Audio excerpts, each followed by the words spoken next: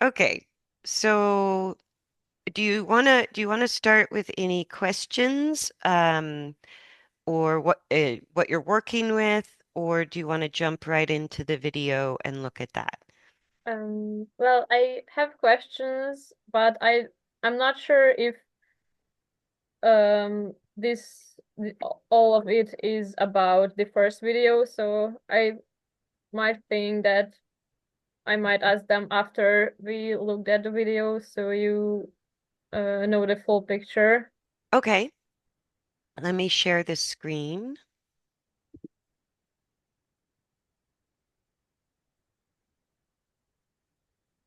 Can you see it? Yes, perfect. Okay.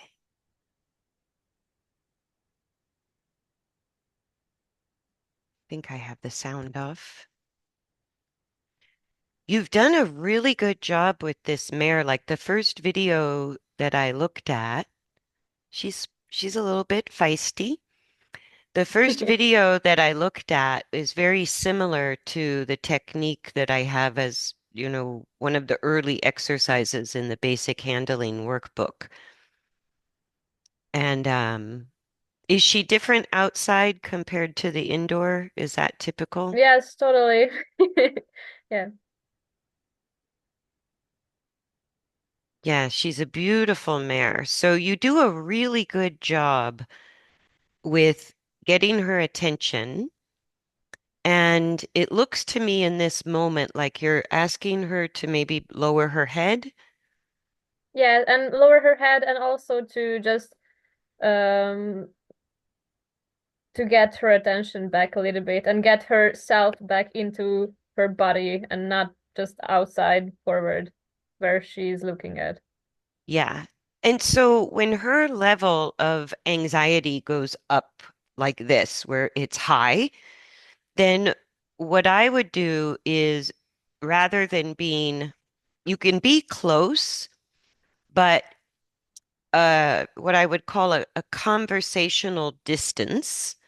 And it helps if you're sort of eye to eye. So if you were facing her and basically you can use the lead rope to sort of say, don't look here, don't look there. And I like how gentle you are with her. And I don't want you to get firmer necessarily, but the longer when her ears go away from you, that's when the anxiety builds because they make up a story in their head about whatever they're seeing.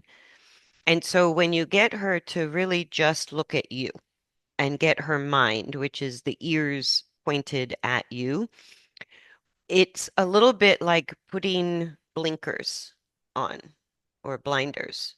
And so it helps them when you have a highly anxious horse, when you can get them to focus only on you, you handle her really well. Um, because like she is who she is, and for this to come out is necessary. She has the anxiety, she has the fear. It has to come up and be expressed for it to pass through. And what helps them, like there where she looks away, I would kind of like you were a little quicker that time to get her attention back on you. And then if she looks over you, I would maybe move to the side, move opposite. If she looks to the right, you go to the left. If she looks to the left, you go to the right.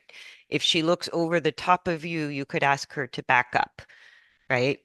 And Yes. when she's this high level of anxiety, the asking her to stand still is the best thing to do and wait for it to come down just a little. And then we'll see. Did you play with the walking backwards? I had Yes, it's emailed you. the other part of this video. Okay, good. Because I like what you're doing right away, getting her attention on you. I would still give yourself a little more distance because she's going to act out, and that gives her the room to act out around you without, you know, too Yes, much here pressure on the halter. I don't know if it's recorded, but around that time I did some work in a little bit more distance for my safety. Yeah, it is for your safety because I don't want to, I want to like stop if it looks dangerous, but I also want to allow as much of that expression as is safe to do. And yeah, that controlled walk is when she's reasonable, will kind of help her the Yes, and most. there she does this stretch, Yeah. and she does it really a lot.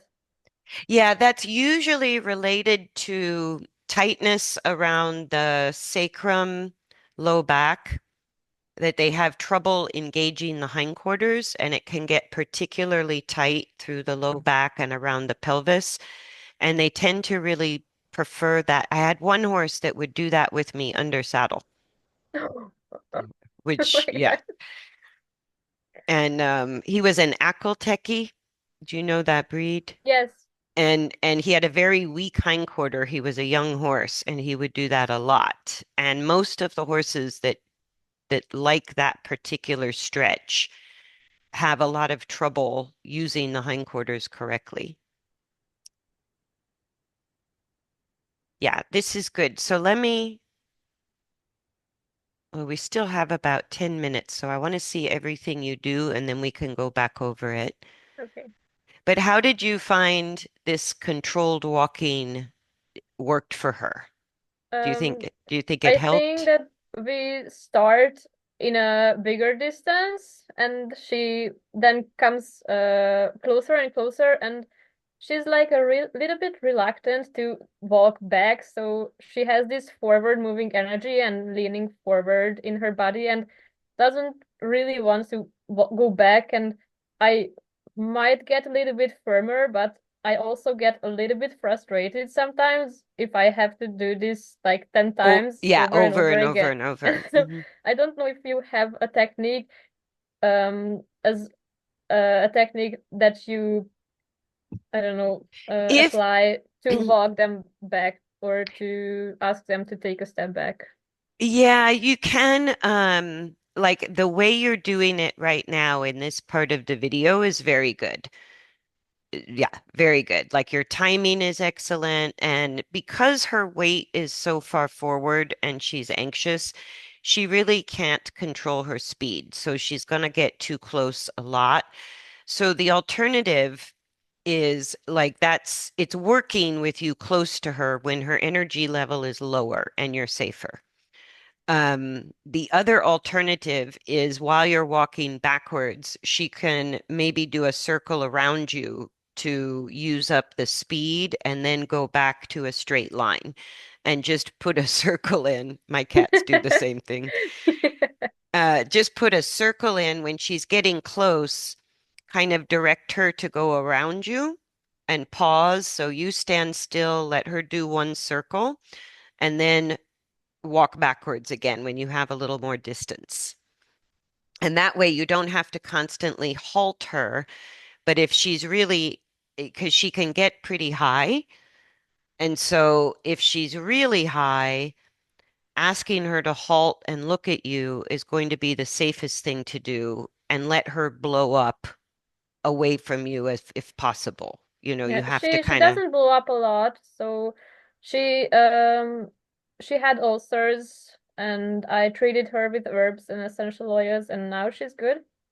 But she did this really dangerous explosive behavior under saddle and I fell off quite some time. yeah. And now I didn't really rode her the last half a year because she was in a bad condition physically and mentally. So I'm Hmm. doing this groundwork with her, Yeah, and she really developed her nicely. her body is very uncomfortable. I mean, she's a beautiful mare. She has beautiful conformation, but her coordination, you know what I mean by that? her coordination is terrible. And that's what's creating a lot of tightness in the muscle. She's not in control of her movement. And so that feeds the anxiety. So I agree, you have a physical root cause, but as long as she's in what we call the sympathetic nervous system, the fight flight nervous system, you can't change the coordination when they're in that nervous system. The first step is you have to get them into the rest and digest parasympathetic nervous system, and then you can go through the physical struggles of changing the coordination. And just even the more you work with her with whatever you do, the first step is keep her attention on you when you're with her because you have very calm energy. And so when you direct her attention to you, you're loaning her your calm energy. Does that make sense? You give her Yes, something to totally. put her mind on that feels safe and calm.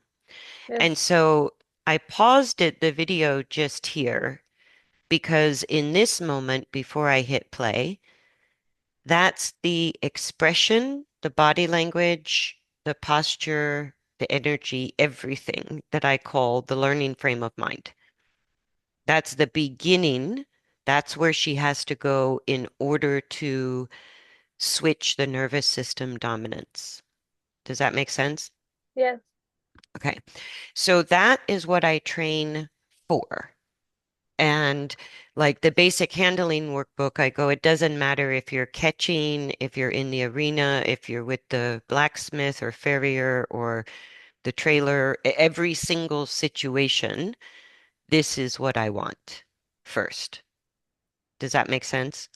Yeah, yeah, yeah. Okay. I do a lot emotional regulation with her Yeah. where I and just try to do a little bit heart coherence with her, and she loves it. She absolutely loves it when she can focus on me and I can reach this emotional state and in myself first, then she just melts away.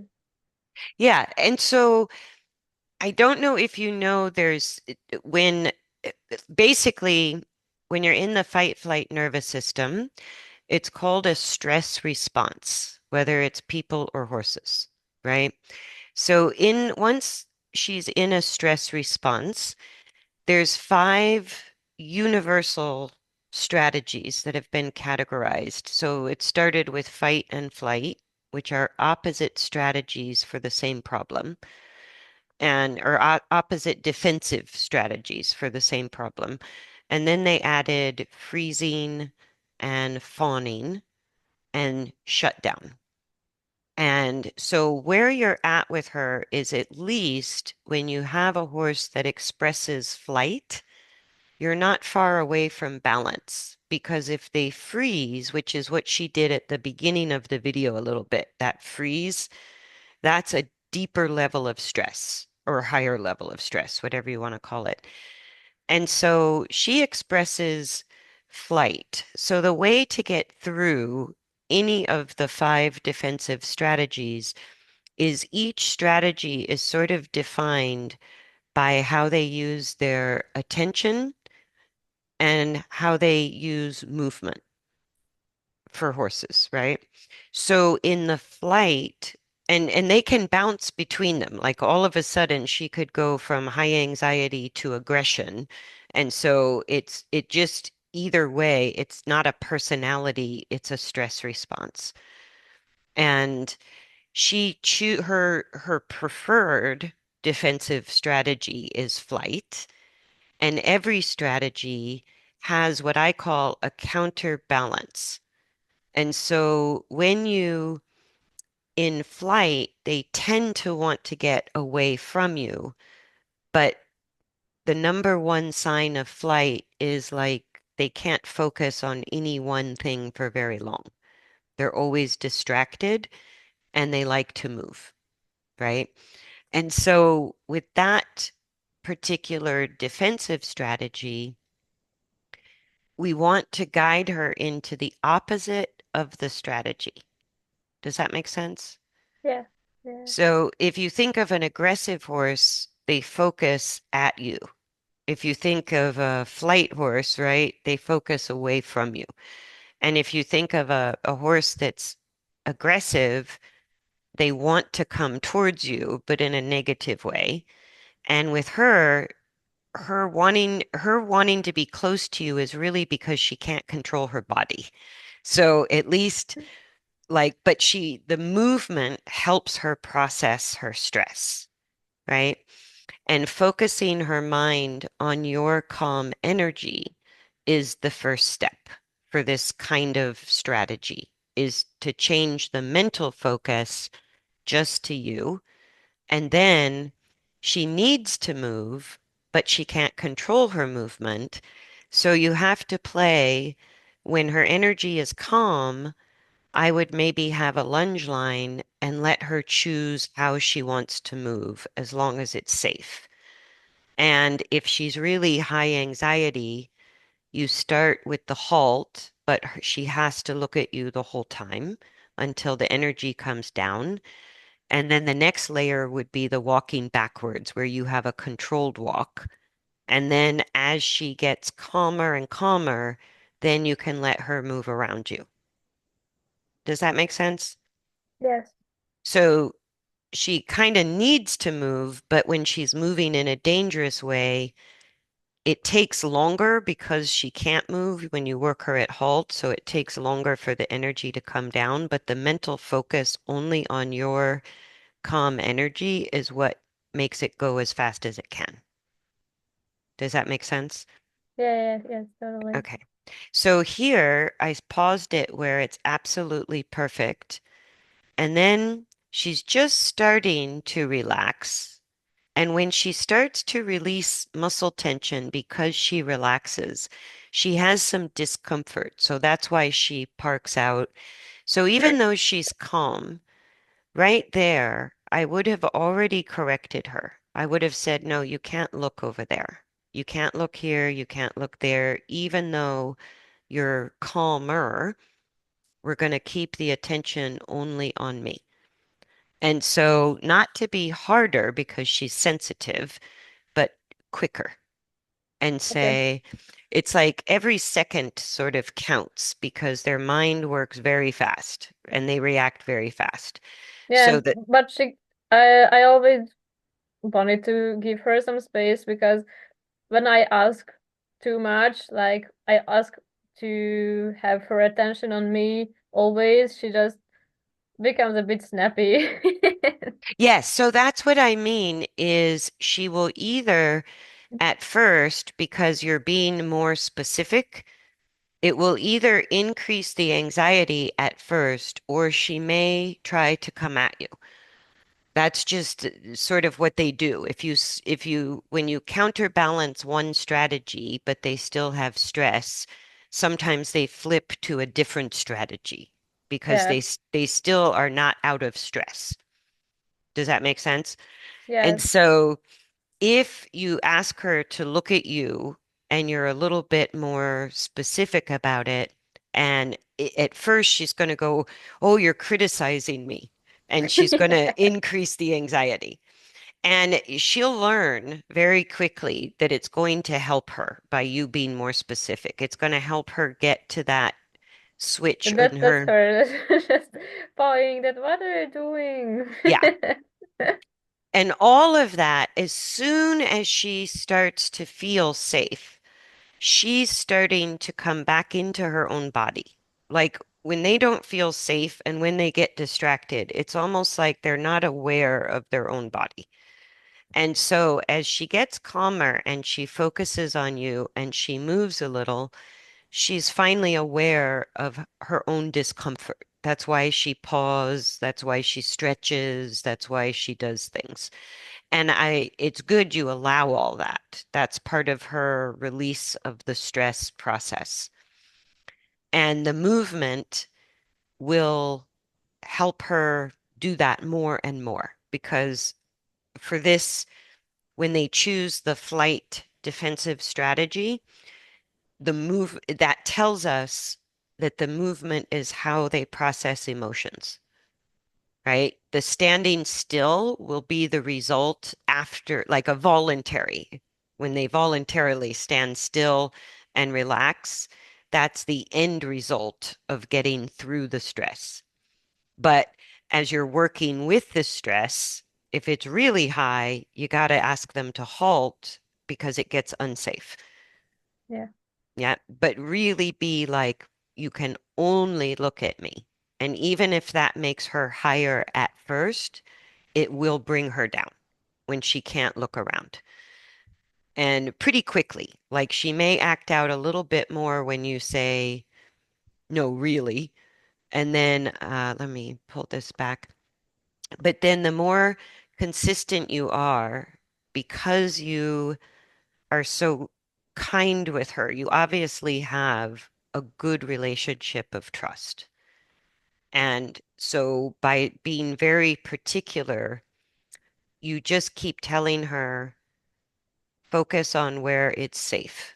Don't look there. Focus here, focus here, focus here. And for all horses, to focus on a rider is a learned skill. Like none of them do it naturally. And so she focuses on you in a very positive way. And so that is a tool you have to help her shift nervous systems faster and more consistently. Does that make sense?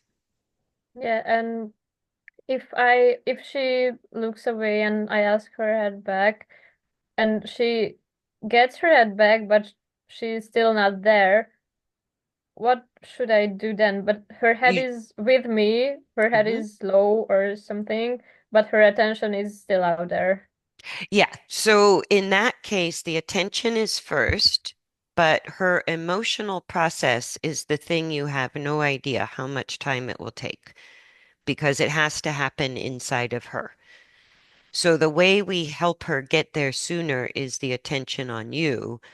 And then the second way to help her get there sooner is that controlled walk because it's very hard to be stressed in a slow walk, right?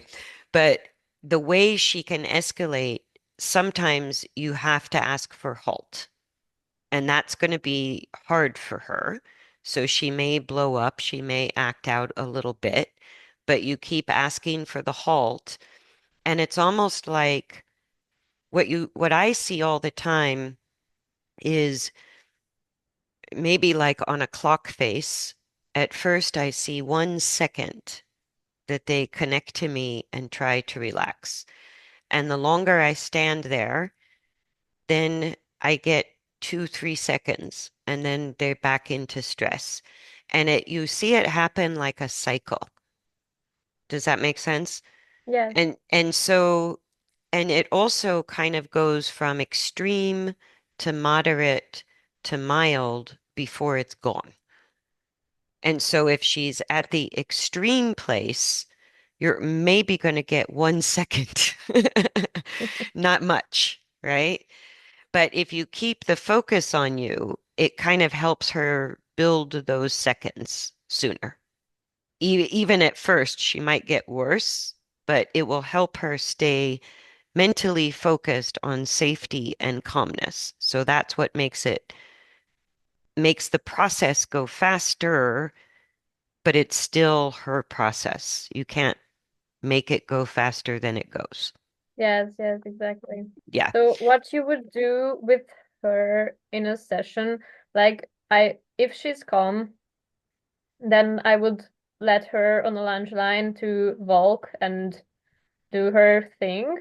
Hmm. And if she gets stressed, I turn her in to face me and ask her attention on me. Yes. And if she gets calm again, then I will send her back in a lunge line Yes. and let her to do her thing. Yes. I think, Okay. I think I mentioned in the email, I have a video on YouTube. Yes, walk developing backwards, yes. Yes. And with that horse, I had started to let her go around me. And in like that fast, I knew she was going to blow up. So I said, okay, never mind. And When she would really escalate, we would halt. And sometimes we had to stay at halt if I knew she was going to rear or, really do something unsafe. And then as it went from extreme to moderate, then the energy level, then I could do the walking backwards. And if she looked that way, I sort of turned her this way. And if she looked that way, I sort of walked this way. And so if they look, you always want to bring the opposite direction of motion and the opposite negative mental focus, right? And so you're kind of the lighthouse, right? But she has to navigate the way. And so you can say, come this way, come that way, slow down. But ultimately, on the days or the moments where she really is calm enough that you could let her choose how to move, that is more the long-term solution. Okay. Does that make So, sense? yeah, so I let her walk in a lunge line when she's calm, and then in if she's not, then I help her in a halt, and when she's a little bit calmer, I can do the controlled walking Yeah. backwards, and when she's completely calm again, and I can let her to do her thing on the lunge line. Yeah. Okay. Yep. And once she's on the lunge line, I don't correct a horse like this if they change direction, if they make the circle small or they pull out. It's a little bit like if you were at liberty or in a round pen. I go, there's nothing you can do wrong. All I want you to do is walk until you feel calm. That's it. That's the only objective of that kind of lunging.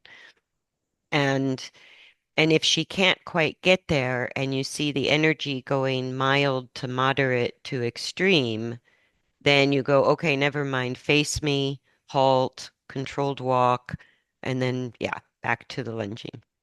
Okay. And Yeah. if she's like here, I try to get her attention back, and she lowers her head, but her attention is still out. Well, no, let the lowering, like you want the eyes on you, but you want to let her do up, down, in, out with her neck as much as she wants. I never ask them to put the head down when they're under stress because they can actually make that instead of it being like a rest and digest, the posture that goes with that is the grazing posture. So they always lower their head when they have changed nervous systems. That's a natural result. When they're in stress, you get, or fight and flight, you always get the high head, the dropped back. That's part of the physiological stress response. That's the posture. Fight, flight, head up, rest and digest, grazing, right? So if I ask them to put the head down, but the nervous system is not driving that, then you can create layers of masking the problem. Okay. Yeah. Does that make sense? Yes, totally.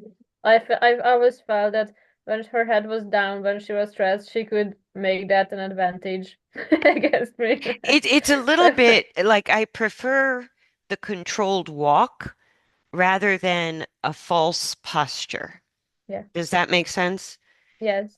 Because the movement helps the stress move through the body, and the result is they lower their head. Yes. But So but in halt you get from extreme to mild or moderate, and with the walk you get from moderate to mild and non-existing. yeah, and to me, that is the full way I know for sure that the horse has processed and eliminated the stress is when they choose to lengthen their neck and lower their head. So when they're high-headed like she is, the best thing I can do to help her is only focus on my calm energy and keep your brain here, only here. And and that begins to sort of shut out the rest of the world that is creating part of the anxiety, right? But the anxiety is really because she doesn't feel safe inside her own skin. She's not well coordinated. She's not comfortable. So it compounds when she is stimulated on the outside. She already doesn't feel safe on the inside. So it gets big fast because now it is multiplied. Does that make sense? Yes, yes, And so any situation, like on a day she's not, if she's stimulated by the environment, focusing on you helps her learn to ignore the environment. And then you're back to just the stress on the inside. Does that make sense? yes. When we were in this situation, I remember that I told her that use what you have learned so far. We're practicing regulating her emotion for months now, and she can do it really well in the indoor arena. And when we go outside, she exploded. It was the third or second time we were out, Yeah. and when she exploded, this was a later session, later another day later that week. So Oh, she good. was So more calm. in the same week you did Yes, both of these videos. Yeah.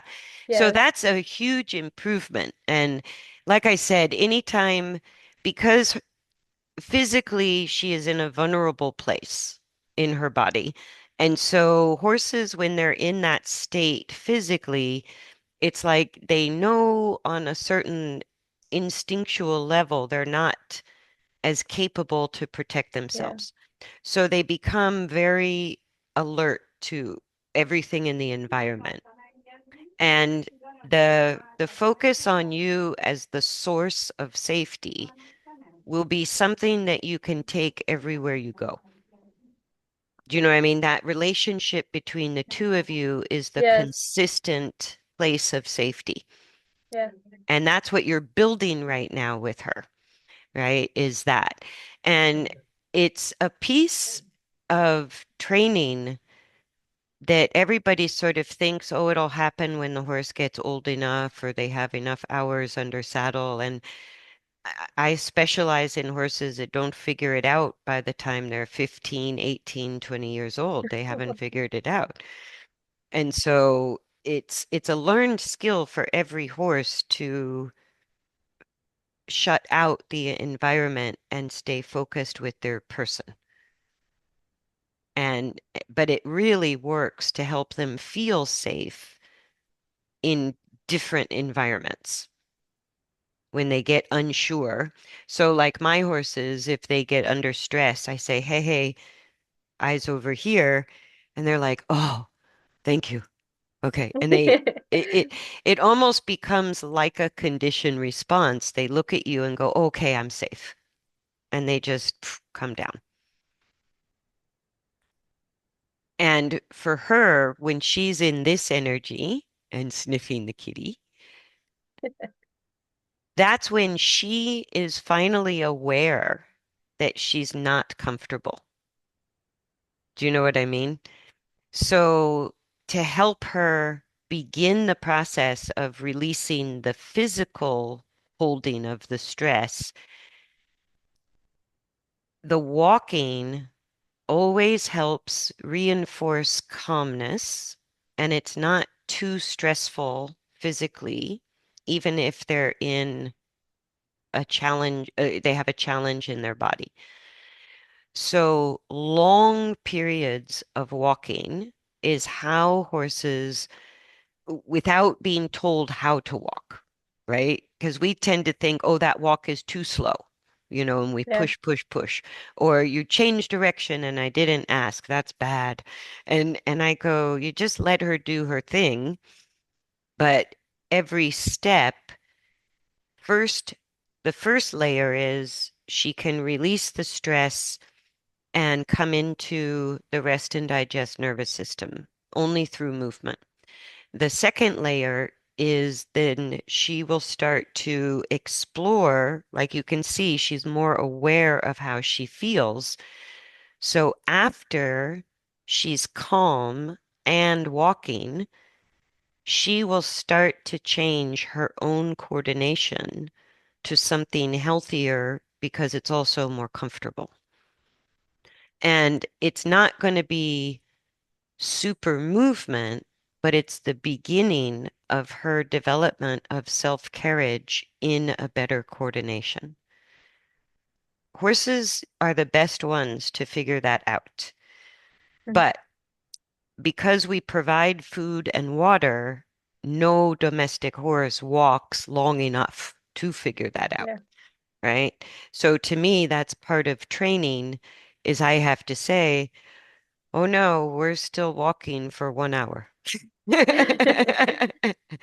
Right? And so I have to be the motivator to say we're going to have long walks, right? But with her, and I'm sure this happened to her in the past, when horses have high anxiety, people want to push them to trot and canter Yes, to sure. try to spend the energy. And I go, but going to trot and canter actually increases Yeah. energy. It doesn't decrease it. What decreases the energy level is a long walk. And you could not ask this horse to walk too long.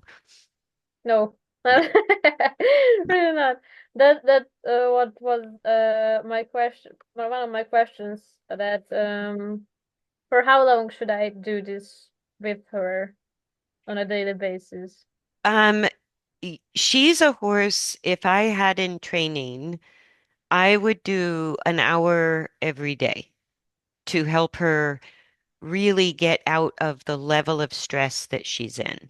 An You're, hour, but oh sorry, what of what we've discussed earlier, that uh the lunge line, the controlled walk, and the halt when yes, because uh physically, mentally, and emotionally, because it's halt and controlled walk, right? Maybe, and she may have trouble having choice on the lunge line. That might be new to her, and it might make her more stressed at first. But between those three variations, there's no way you're going to do anything that is too physically difficult for this horse. But what she needs the time for is to process the stress. So, right now, with where she's at, the more time, the better. You can't overdo it, right? You could underdo it, but if you only have a limited time or limited days, it really does become accumulated. So every session, she's going to get the energy down sooner, and she's not going to go as high as frequently. And then sooner and sooner and sooner, she'll be calmer and voluntarily more focused on you all the time. So, because it's mental emotional, that's kind of what takes the most time. When you get into changing the physical coordination, you can overwork them or work them too long. But when you're dealing with mental emotional change, trying to get them out of stress into feeling safe in their own skin, you almost can't do too much time. Like you just almost can't overdo it. Yeah. Because okay. Yeah. once she gets there, and it's also self-rewarding. And so her changing her coordination is very dependent that more often than not, she's in the rest and digest nervous system. So you can't really tuck into the physical changes that she needs until she's out of that fight flight nervous system. And I get kind of creative because I'm always on a schedule. I don't have time. So I go every single time I interact with a horse, I find something I can do because you can halt in a lot of places. I Yeah. go, that's easy, right? You can get their attention all the time as soon as you're there. And even if I'm getting the horse out of the stall to the pasture, I can take that opportunity to work on it a little bit.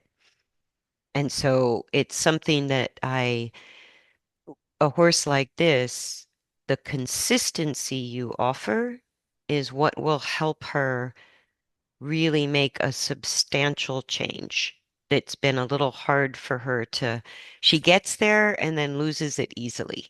So the fact that you get her there at all is a credit to all the good work you're doing with her because she's a tough one.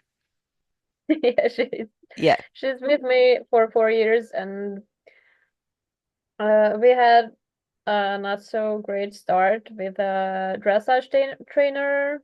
She was competing in dressage when she was 4 and 5 years old, and it really put a number on her. So she was really difficult to handle. She couldn't get relaxed. Yeah. She was always nervous and flighty, and she could explode out of nowhere, and she was dangerous. So she was treated harshly by my trainer. So 2 years ago we parted ways, and she had an injury on her right hind leg around the fetlock. Hmm. And when she had to be in stall rest for 5 or 6 months, so it's really a lot for a Yeah. young horse. Yeah. And that was the time when I started to um, experience with like methods and alternative and holistic healing approaches to just help her regulate, because she was really dangerous to walk Yeah. 10 or 20 minutes a day. Yeah. So I started this kind of um, approach last summer, I think in August, when I looked at her and I could cry because she was in such a bad shape in Yeah. physically and mentally, and now she's a different horse, both in behavior and in physical. Absolutely. And it was so interesting to me when I opened the first video. I go, well, she's already doing what I teach. I mean, that's, and sometimes it takes an injury and stall rest for us to slow down and really listen to the horse because Yeah, we all have, including myself, the same story you have. It's unfortunately more just the normal part of horses right now. And it takes sort of either things getting unsafe or the horse going lame before we start to look for a different way. And you've done a beautiful job bringing her down, I'm sure, from what she was to what you're doing. And right now, you're just going to target a little bit the training part of it because I wouldn't change anything you're already doing. I would tweak it a tiny bit and go like, don't let her look around. Even if that upsets her at first, it will help. And then you have the option, halt, controlled walk, let her move around you on a lunge line. And you can kind of play between the three of those depending on what she's doing that day. And I'm sure you're going to have progress goes like this. yeah, And sometimes yes, progress feels like this. You go around and round and round and round, and then all of a sudden you go forward. And so it really is once she can, because the way you've helped her so far is you guide her into regulating the nervous system, like you said, right? yes, But she doesn't know how to get herself there yet. That's what I see. And so if you like think of the attention on you is a consequence, it's a correction you make because you want to limit any escalation of energy. And it's a consequence of her choice to be distracted. And what I'm looking for ultimately is when the horse starts to feel safe and they switch the nervous system, they can regulate their own nervous system. I find all of them choose to stay focused on you. Like they choose that. And they start to, even in different environments, self-regulate their behavior and their energy. And right now, she obviously didn't know how to do that for herself at all. And you guided her this far. And I would say now you're teaching her to find it for herself. And sometimes I just kind of feel that she's struggling. She's trying, but she can't. And Yeah. it makes me so happy that she's trying. At least Yes. she's trying to do the right thing, the thing that would bring her relaxation, but she just can't.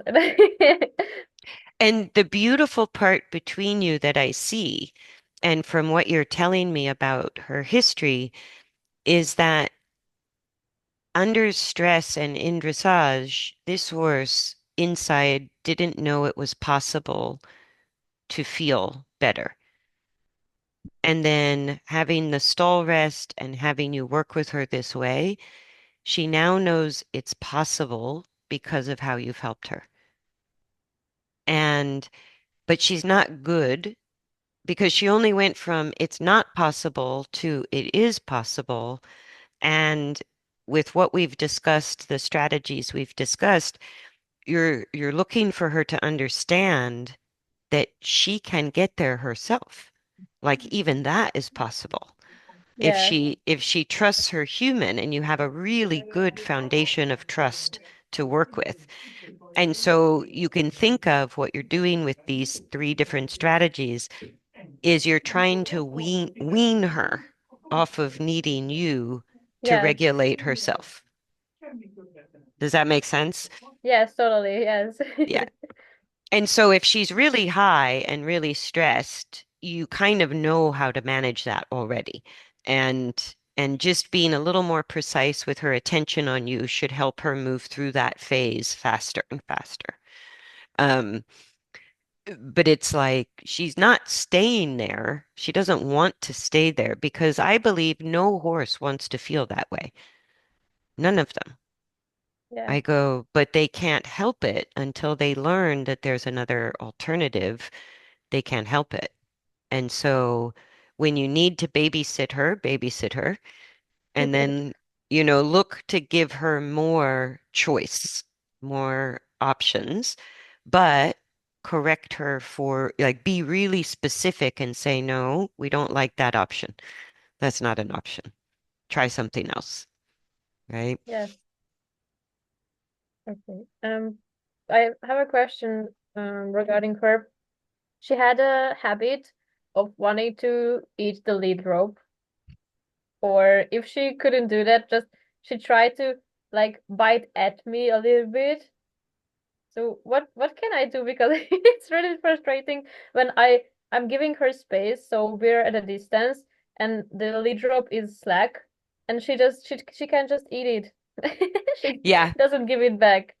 Yeah. What you can do in that moment is and like I said, even a horse that's extreme flight, sometimes as they're really making deep internal changes, I call it bouncing to the opposite strategy. And so biting the lead rope or sort of coming towards you in any way is the fight side of the scale. And when you start to correct the distraction and you allow some movement work between halt and controlled motion, sometimes they express the opposite before they find the balance. And so if she's showing anything that comes towards you physically or even kind of mentally in a negative way, then you need to, even if it takes a while or if it's dramatic, you need to back her physically at least one step away from you. So if she's chewing on the lead rope, I would ask her to back up. If she's kind of coming at you a little bit nippy, I would ask her to back up. Or you could just say anywhere but here. So if she won't back up, she could go sideways, but you've got to increase the distance between you somehow. Okay, so you wouldn't focus on her eating the lead rope, but mm, shifting her away from me. Yeah. because that will take her attention off the lead rope. That what that is her just having a very kind of mild version of the fight defensive strategy.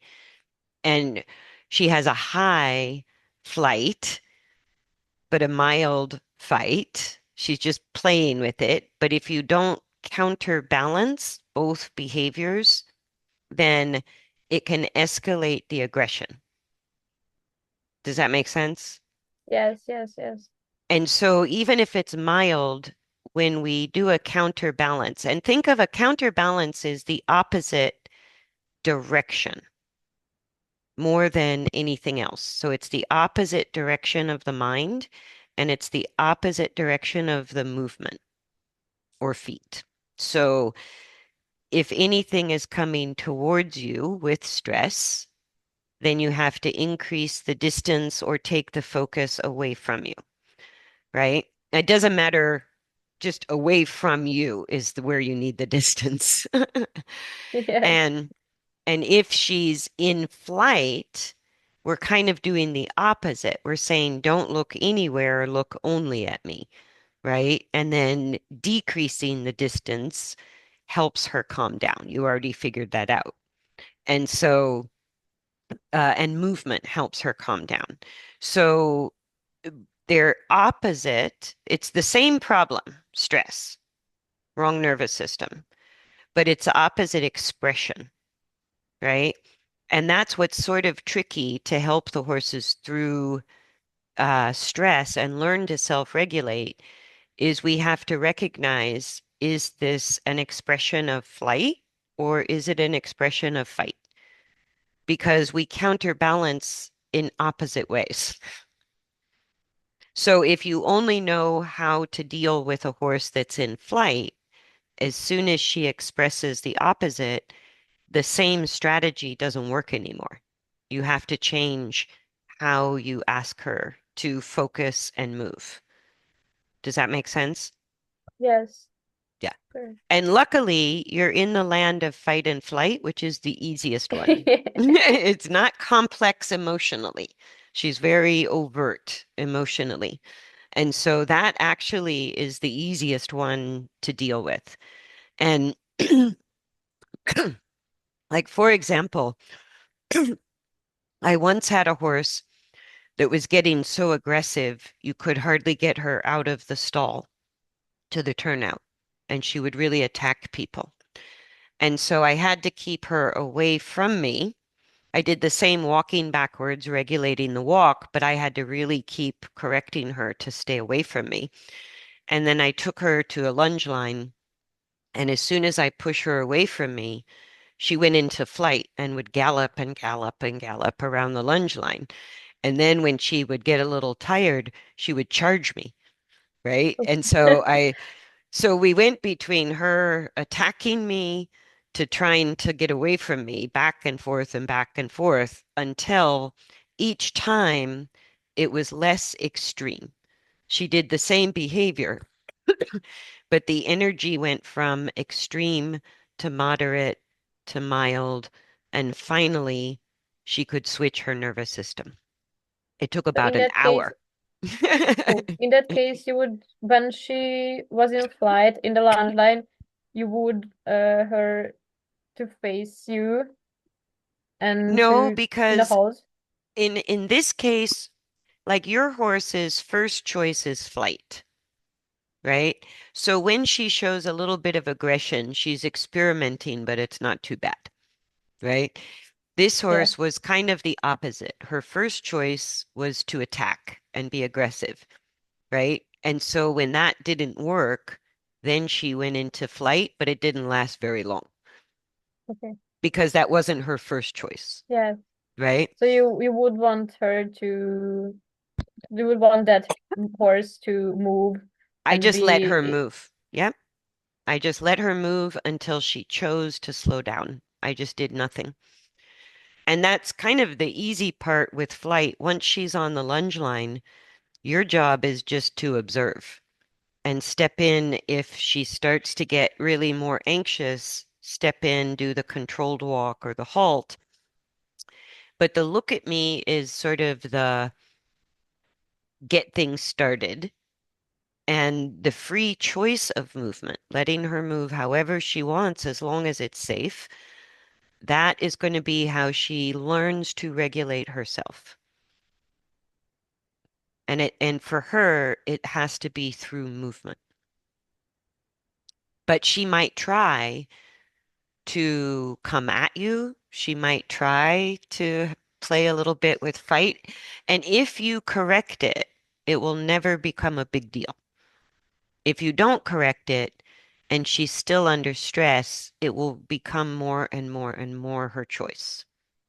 Does that make So sense? so I would correct her by backing her up a bit or moving her away from me in Yeah, any direction but towards just me.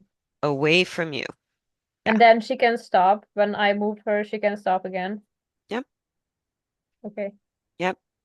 But that anytime she shows towards you with tension or stress or mouthy or even the rearing is a little bit a fight response, right? They get stuck, they Yes. go up.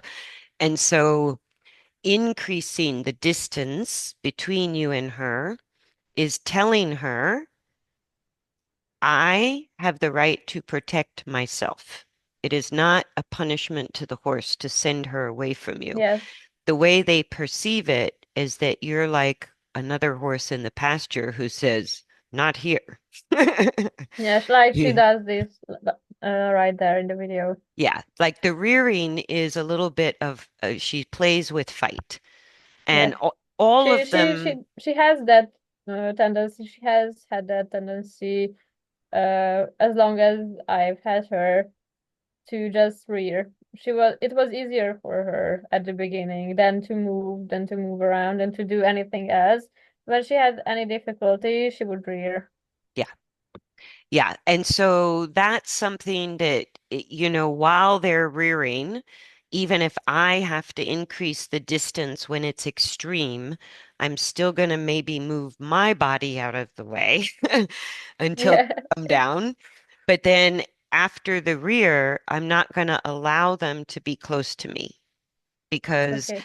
as long as they're kind of bouncing between fight and flight and they're working out the stress, that's how you ultimately resolve it, is it has to be expressed. They have to Yeah. act out, right? And you just have to have the distance when you need it. So I go, as long as I'm not anywhere near the head or the body or the feet, I go, do what you want as long as it's over there. I Yes. don't care.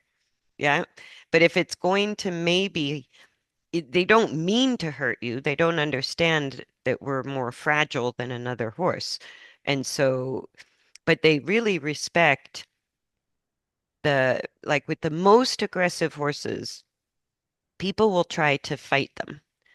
Yes. And I met lots of horses that get better and better and better at being aggressive. And you can't fight them.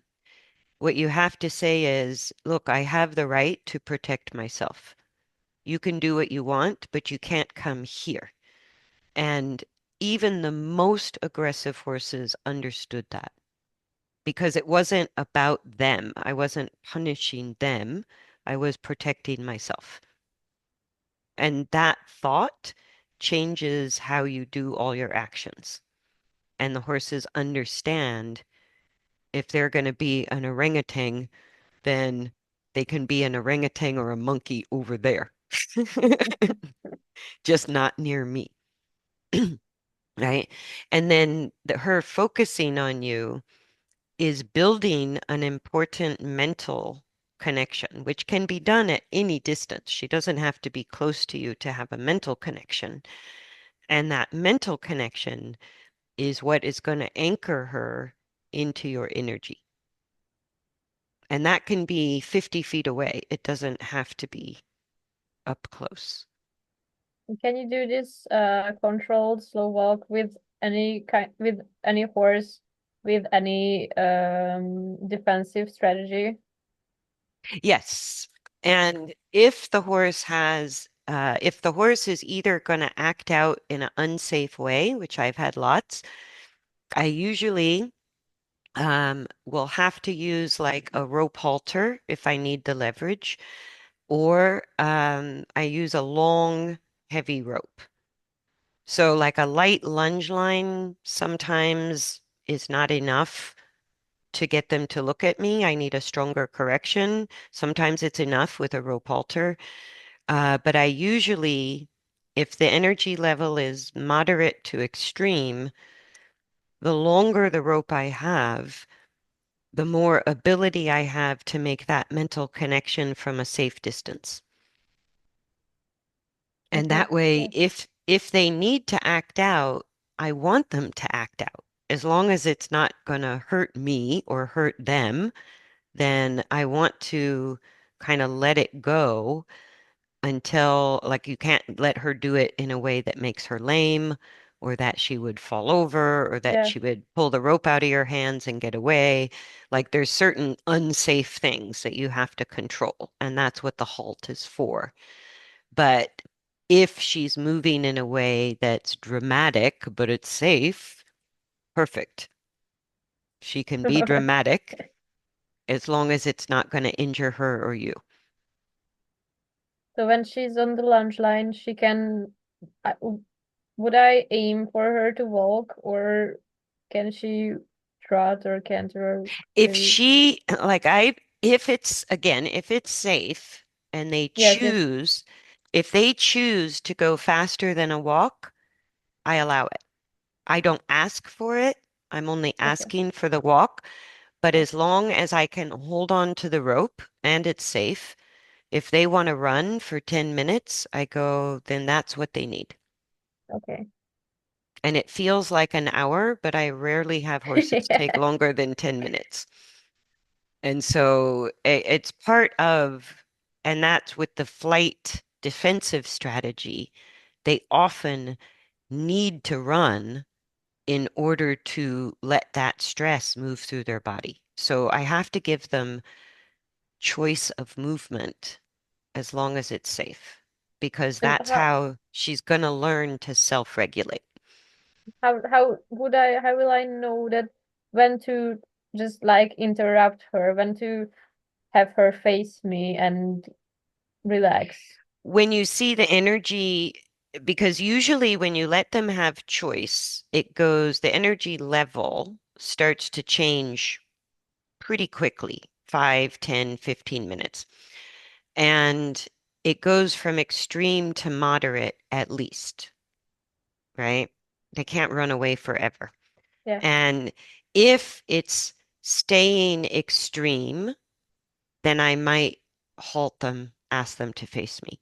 If I don't see it kind of moving the right direction after a reasonable amount of time, like if 5 minutes, I see extreme energy really stay high and look unsafe, then I'm going to go resort to the halt. If they're kind of moderate energy and I see them moving towards extreme, then I might halt and take a pause and then redo it. But if I see it going extreme to moderate, I know it's going to move to mild. Unless Okay. something happens, the neighbors Yeah. do something, because something in the environment can move them back the other way. So I go, then I'm going to put in a halt and face me. Right. So Okay. if you start to feel, oh, this doesn't feel safe or good, then halt. Like you can't Okay. make, it's never a mistake.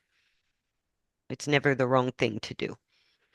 And even if like she might escalate very quickly to extreme and you go, okay, we're going to do halt and controlled walk until she really comes down and then we'll try it again. Does that make sense? Yes, totally. Yeah. And that's how she's communicating to you what she needs, because when she really is going the wrong direction towards extreme energy and behavior, she needs you to shut her down. Like she can't get there, right? And you know that about her. But Yeah.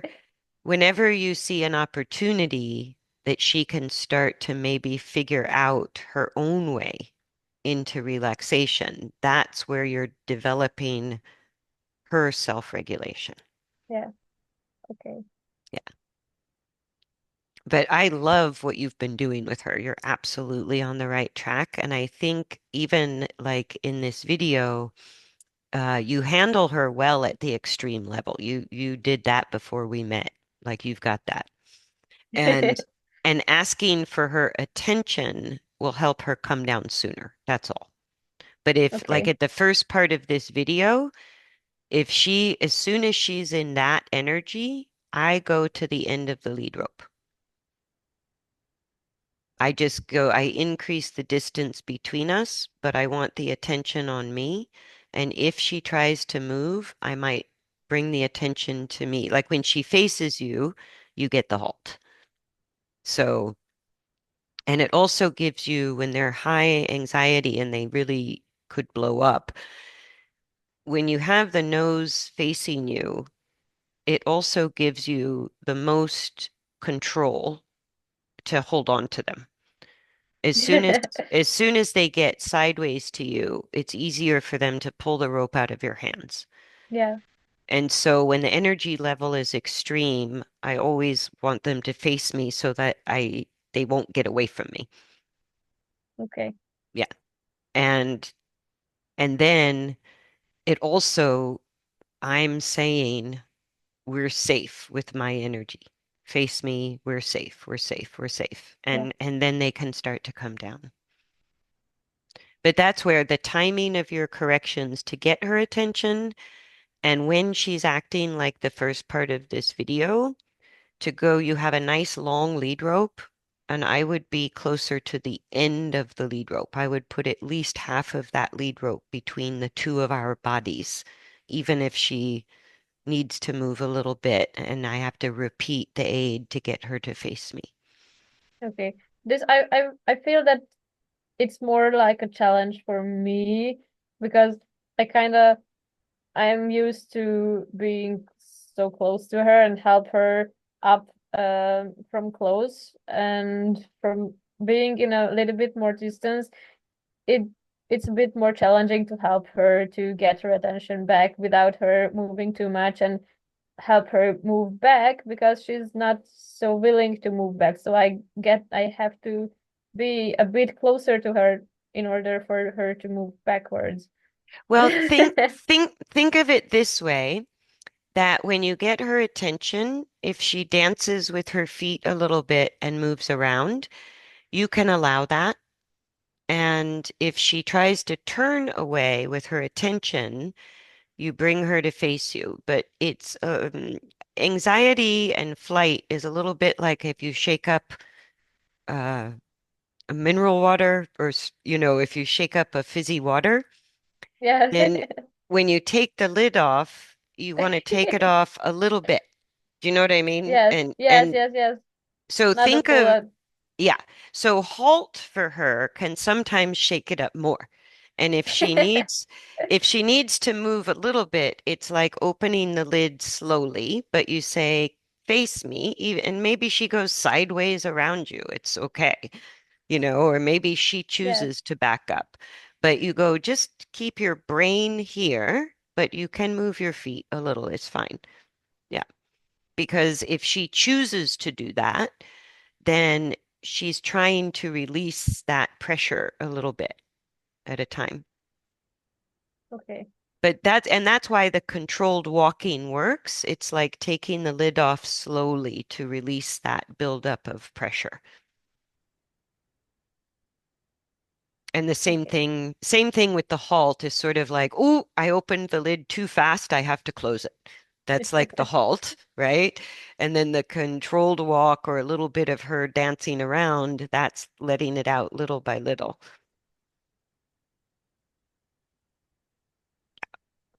Any more questions? I think I've every one I had, even more. I think. Oh, good. Good. So let me stop the share.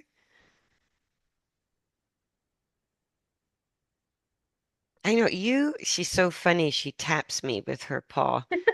It's Oh, it's she's time. adorable. Yeah. Listen to me. Why are you not listening to me? She